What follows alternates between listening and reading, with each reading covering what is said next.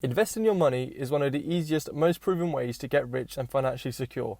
But many people start investing just to give up after a few months or weeks just because their investment hasn't moved, it's remained stagnant, or it might have even gone slightly down.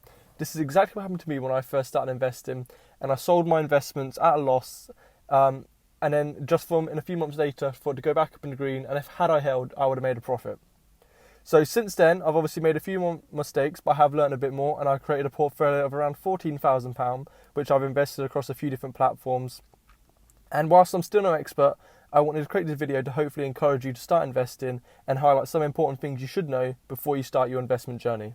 So the most valuable thing to know is the reason investing is such a powerful tool to make money and be financially secure is because of compound interest. This means time is your best friend when it comes to investing, and so for those of you who don't know, compound interest is interest calculated on the initial principal, the initial amount you invest, which also includes the accumulated interest from all the previous periods of the deposit or loan. So basically, it means earning interest on top of your interest, and that keeps building up, and over time it quickly adds up, and you can see here in the graph I'll just pop up, if you didn't reinvest your interest and let it compound here, you would only have around £3,000 from a £1,000 investment. But if you let it compound and you let the interest build up, you didn't withdraw any interest payments, after 20 years, it would be more than double that £3,000, sitting at around £7,000. So the biggest point here to see is that over time, had you sold after 8 or 10 years, you can see that the compound interest had a very minimal effect. However, give it just another 4 or 5 years, and you can see it almost doubles your initial interest return. So that's why when you first start investing, you must go in there with a long-term mindset, and you must have a clear vision and understanding that you don't touch that money for a certain amount of time for the compound interest to take effect, as this is the most powerful tool when it comes to investing, and it will make you a lot of money in the long run. So the next point you should really take a note of is one thing I certainly didn't know about or understand completely when investing is the power of dividends. So another reason to hold on to your investment and hold it for the long term is to receive dividend payments. So normally companies they can pay out quarterly, monthly, it depends on the company, but you have to hold that company for at least a year to see any sort of value in the dividend growth. So I just showed you the power of compounding, but as I said, with the dividends, this can just amplify the compounding effect. So even further, so you're always constantly topping up your investment and continuously depositing money into your portfolio. It speeds up that much faster. So this is why I reinvest my dividends, as it contributes to the compound effect, especially when you appreciate that reinvesting dividends not only adds to the growth and value of your portfolio, but them dividends are also buying more shares in the company that's paying out dividends, which in turn will mean even more dividends paid out in the next dividend payout. So here's an example showing how powerful it is to reinvest your dividends and let them compound along with the actual value and growth of your investment. So this is the S&P 500. You can see the graph here shows a 57-year period, so call it 60 years. And in the golden yellow line is your price only. So that's if you bought the S&P 500 index for £1,000, after this time period it would be worth £460,000. However, if you bought it at the same time and reinvested all your dividends over that time period, it would be worth £2.57 million. So you can see a substantial impact. I believe obviously the dividend yield of the S&P 500 has fluctuated, but if we say an average around 2 to 3% a year, just that small amount yearly compounded and reinvested to build more dividends and more growth potential, you can see how important that is and what a difference it makes to your portfolio. So this is why I like to focus on dividend reinvesting and go back into my portfolio, because it just amplifies the compounding effect. And dividends I'll get onto later about how they're more safe than just speculating on price alone.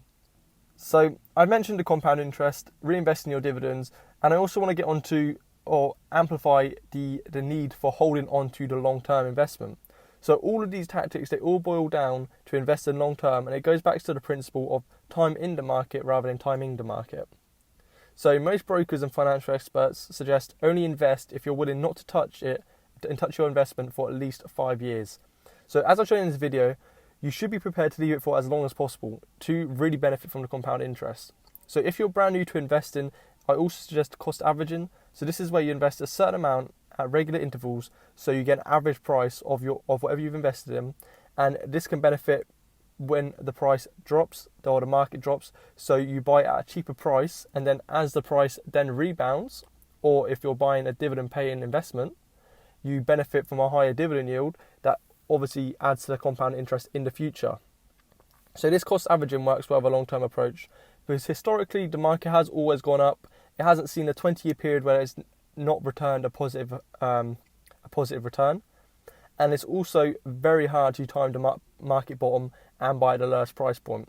So that's why cost averaging takes away that, whatever you want to call it, skill or luck to predict when the market reaches bottom and buying then. And it also provides a more consistent and average approach across your investing lifetime. So with the cost averaging approach, like I said, if you buy at a lower price, and I said I come back to dividend reinvesting, you get a higher dividend yield. So if a company is worth £100 and it's got a dividend yield of 4%, that means you're getting £4 per year in dividends. But if that company drops to £50 a share and they are still paying out their £4 dividend, that means the dividend yield is 8%. So you're getting £8 a year if you invest your £100, whereas before you only got 50. So that's why cost averaging, dividend reinvesting is such a powerful strategy to use in the stock market. Not only this, but dividends tend to be more reliable and predictable rather than just speculating and hoping the price goes up.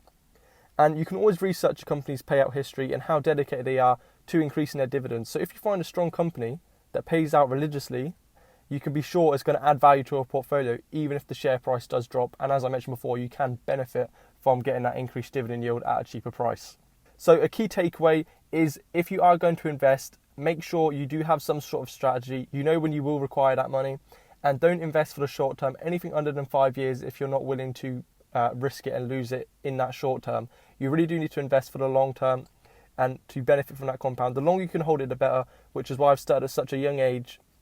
And even if you can't afford to consistently pay into it, it's good to invest while you're young and put some money away just for a nest egg. So if you ever do need it in the future, it should have realised some sort of benefit from the compounding interest.